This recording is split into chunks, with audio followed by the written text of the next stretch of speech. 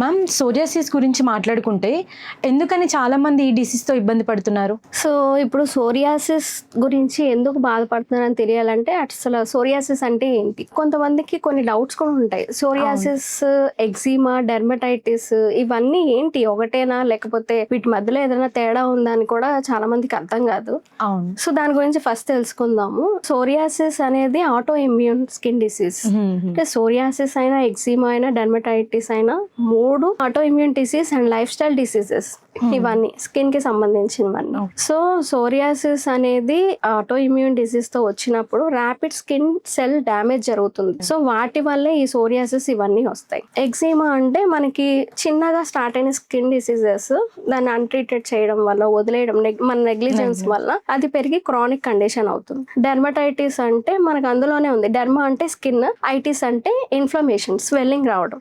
So skin inflame అవుతుంది, swelling అవుతుంది, redness రావడము, ఇట్లాంటివన్నీ జరుగుతాయి. సో ఇందులో సోరియాసిస్ లో వచ్చేసరికి మనకి మైల్డ్ టు మోడరేట్ ఇచ్చింగ్, ఏదో ఒక మోస్తరు నుంచి కొంచెం సివియర్ గా, వాళ్ళకి వాళ్ళ కండిషన్ బట్టి, వాళ్ళ క్రానిక్ అంటే ఎక్కువ కాలం ఉండేదాన్ని బట్టి ఇచ్చింగ్ డిపెండ్ అయి ఉంటుంది. సో ఎగ్జిమాలో వచ్చేసరికి సివియర్ ఇచ్చింగ్ ఉంటుంది, వాళ్ళకి బాగా స్కిన్ డ్రైనెస్ ఉంటుంది. సో వాళ్ళకి ఇచ్చింగ్ ఉంటుంది. డెర్మటైటిస్ లో ఏంటంటే మనకి ఎక్కువ రెడ్నెస్, స్వెల్లింగ్, అందులో కూడా ఇచ్చింగ్ ఉంటుంది. But it depends on condition అన్నమాట. సో సోరియాసిస్, ఎగ్జిమా, డెర్మటైటిస్ వీటిలో కూడా సపరేట్ కాజిటివ్ ఫ్యాక్టర్స్ ఉంటాయి. సోరియాసిస్ లో మనకి ఎక్కువ లైఫ్ స్టైల్ అనుకున్నాం. లైఫ్ స్టైల్ అంటే మనకి ఇప్పుడు స్ట్రెస్, ఎక్కువ వర్క్ ప్రెషర్స్ కానీ దేంతో అయినా స్ట్రెస్ ఎక్కువ ఉన్నప్పుడు ట్రిగర్ అవుతూ ఉంటుంది. స్లీప్ తక్కువ ఉన్నా, junk food, salt, packaged foods, deep fried foods, lack of exercises అవనివ్వండి. విరుద్ధ ఆహార అంటారు. విరుద్ధ ఆహార అంటే కొన్ని కాంబినేషన్స్ ఉంటాయి. కొంతమంది ఫిష్ తినంగానే కర్డ్, మిల్క్ ఇట్లా కన్స్యూమ్ చేస్తారు. అకార్డింగ్ టు ఆయుర్వేద అది విరుద్ధ ఆహారం. సో అలాంటి కన్స్యూమ్ చేసినప్పుడు ఆటో ఇమ్యూన్ అనేది వచ్చి స్కిన్ డిసీజెస్ గా మారుతాయి అవి. సో అది ఎగ్జిమాలో వచ్చేసరికి మనకి ఎలర్జీస్ మారడం, ఎగ్జిమాగా మారడం, లేదంటే డస్ట్ వల్ల, ఫుడ్. అండ్ డెర్మటైటిస్ లో వచ్చేసరికి ఏమవుతుందంటే మనకి కెమికల్స్, అలర్జెంట్స్, డిటర్జెంట్స్ వీటి వల్ల స్కిన్ ఎలర్జీకి గురై ఇన్ఫ్లేమ్ అవుతుంది, స్వెల్లింగ్ అవుతుంది. ఓకే మ్యామ్, చాలా మంది ఆటో ఇమ్యూన్ సిస్టమ్ డిసీజ్ అని అంటారు. సో అసలు ఆటో ఇమ్యూన్ సిస్టమ్ అని అంటే ఏంటి? యాక్చువల్లీ చాలా గుడ్ క్వశ్చన్, చాలా మందికి తెలీదు. అవును. ఇమ్యూన్ సిస్టమ్ గురించి మాట్లాడదాం. మన శరీరంలో సెక్యూరిటీ సిస్టమ్ ఒకటి ఉంటుంది. అంటే మన బాడీకి కూడా సెక్యూరిటీ అవసరం. ఈ సెక్యూరిటీ సిస్టమ్ నే మనం ఇమ్యూన్ సిస్టమ్ అంటారు. అంటే మన బాడీకి బయట నుంచి, అవుట్ సైడ్ నుంచి జర్మ్స్, బ్యాక్టీరియా, వైరస్ ఇవి అటాక్ చేసినప్పుడు ఇమ్యూన్ సిస్టమ్ మనల్ని ప్రొటెక్ట్ చేస్తుంది. ఫస్ట్ అవి ఎంటర్ అవుతున్నాయి అనగానే ఫస్ట్ గుర్తించి అటాక్ చేయకుండా మన బాడీని ప్రొటెక్ట్ చేస్తుంది. That is immune system. Auto immune అంటే, ఆటో అంటే సెల్ఫ్, అంటే సెల్ఫ్ మన ఇమ్యూన్ సిస్టమ్ నే డామేజ్ చేసేదాన్ని ఆటో ఇమ్యూన్ సిస్టమ్ అంటారు. సో ఆపోజిట్ లో జరుగుతుంది. యాక్చువల్లీ ఇప్పుడు ఒక ఇంటికి ఒక సెక్యూరిటీ ఉన్నారు, బయట నుంచి ఎవరో దొంగలో ఎవరో ఒకళ్ళు వచ్చారు రాబరీ చేయడానికి. ఇది యాక్చువల్ గా ఏం చేయాలి, ప్రొటెక్ట్ చేయాలి ఆ సెక్యూరిటీ సిస్టమ్ నుంచి. కానీ ఇది ఏం చేస్తుంది, ఆపోజిట్ లో ఇంటి మనుషుల మీదే అటాక్ చేస్తుంది. That is auto immune system. దొంగల నుంచి ప్రొటెక్ట్ చేయడం ఇమ్యూన్ సిస్టమ్ అయితే, ఇంట్లో వాళ్ళని అటాక్ చేయడం అనేది ఆటో ఇమ్యూన్. సో మన బాడీ మీదే రివర్స్ చేసినప్పుడు ఏమవుతుందంటే స్కిన్ సెల్స్ డామేజ్ అవుతాయి అప్పుడు.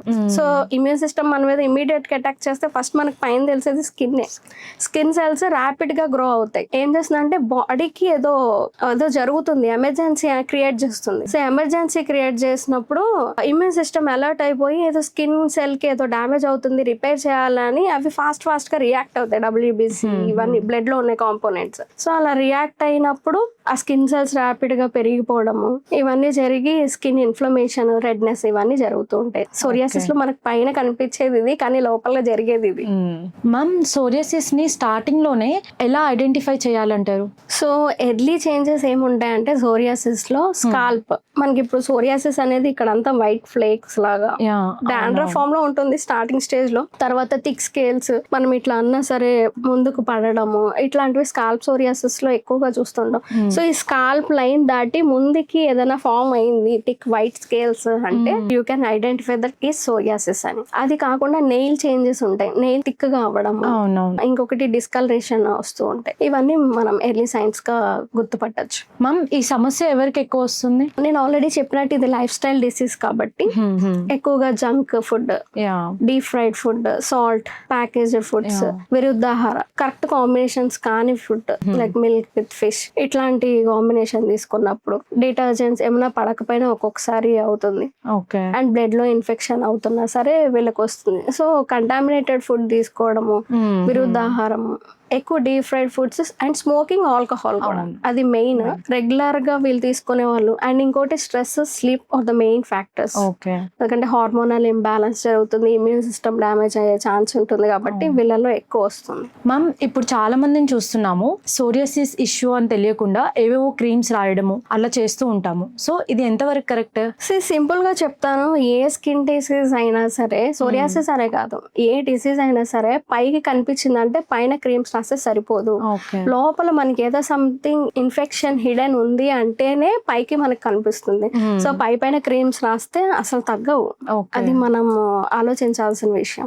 సో ఇది యాక్చువల్ గా మనకి ఇంతాక నేను చెప్పినట్టు ఇమ్యూన్ సిస్టమ్ అనేది తప్పుగా మన బాడీ మీదే అటాక్ చేసి బ్లడ్ కి అంటే like WBC, T cells, neutrophils ఇవన్నీ ఉంటాయి, వాటికి రాంగ్ సిగ్నల్స్ ఇస్తాయి. స్కిన్ సెల్స్ పాడవుతున్నాయి, డిస్ట్రాయ్ అవుతున్నాయి, మీరు తొందరగా రిపేర్ చేయండి అని అనగానే, అంటే మనకి నార్మల్ గా సెల్స్ కొత్తవి రావాలంటే 28 days ఖచ్చితంగా పడుతుంది న్యూ సెల్స్. అలాంటివి ఆల్రెడీ ఉన్న సెల్స్ మీదకే మీరు ప్రెషర్ తీసుకొస్తూ అది రాంగ్ గా సిగ్నల్ ఇవ్వడం వల్ల మళ్ళీ కొత్త సెల్స్ ర్యాపిడ్ గా పెరిగిపోయి పైన పేరుకోవడం వల్ల అక్కడ రెడ్నెస్, ఇన్ఫ్లమేషన్ క్రియేట్ చేస్తాయి మనకి.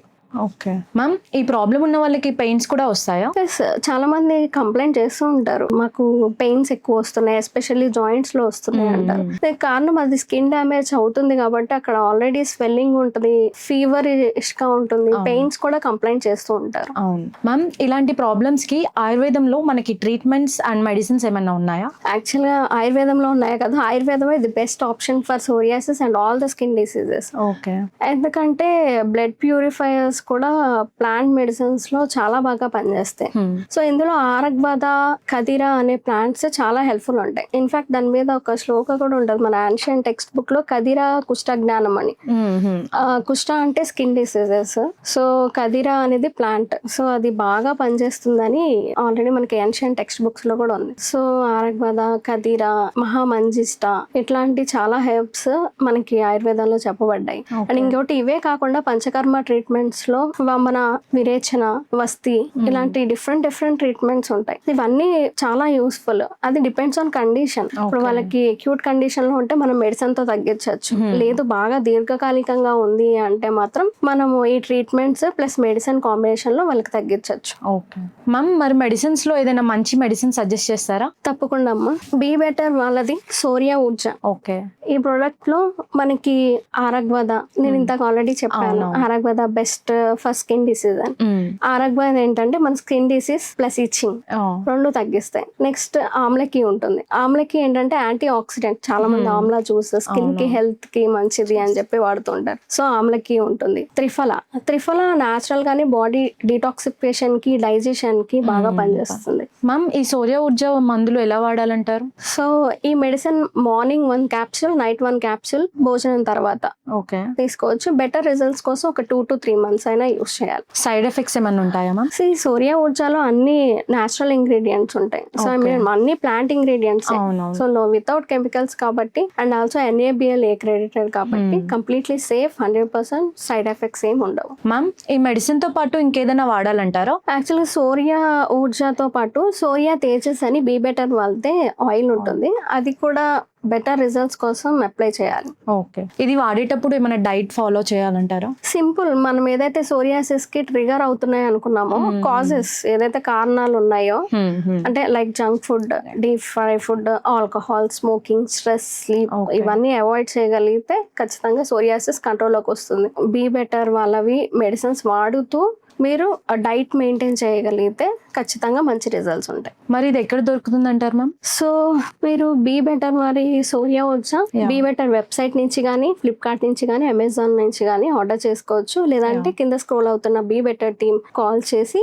డైరెక్ట్ గా మీరు ఏమన్నా డౌట్స్ ఉంటే క్లియర్ చేసుకొని ఇంటికి డైరెక్ట్ గా ఆర్డర్ చేసుకోవచ్చు. Yeah ma'am, thanks ma'am. Psoriasis గురించి ఇంత మంచి ఇన్ఫర్మేషన్ ఇచ్చినందుకు. Thank you Kavya.